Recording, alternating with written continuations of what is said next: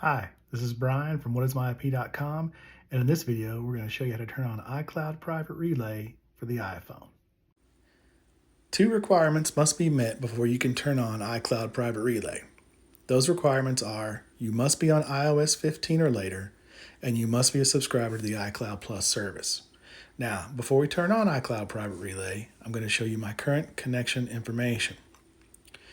If I go to whatismyip.com in Safari, you'll see my current IP address, my current location, and my current ISP. If I open up whatismyip.com in Google Chrome, we see the same information, as expected. Now, to turn on iCloud Private Relay, click on Settings, tap your name, tap iCloud, scroll down just a bit, and click on Private Relay. We turn on Private Relay, and we're presented with another menu choice, which we'll address later in this video.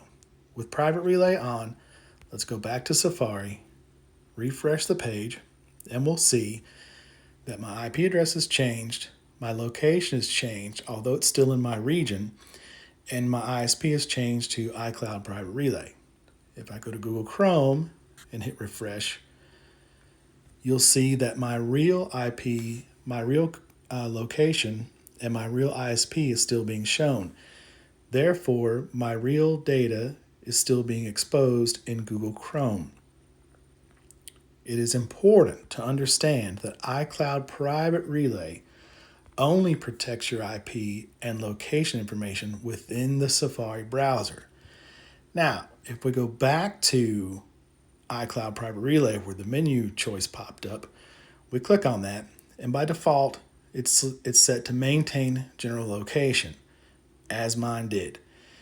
If we change that to use country and time zone, and I'm on the East Coast, so I hit refresh, and now my location says New York. Again, my IP address changed, but my ISP stays the same.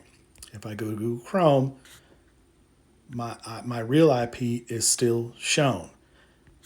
Now, the only recommended way currently to protect this data from being exposed is to use a VPN. To learn more about VPNs and more about iCloud Private Relay, visit our website at whatismyip.com. Thanks for watching.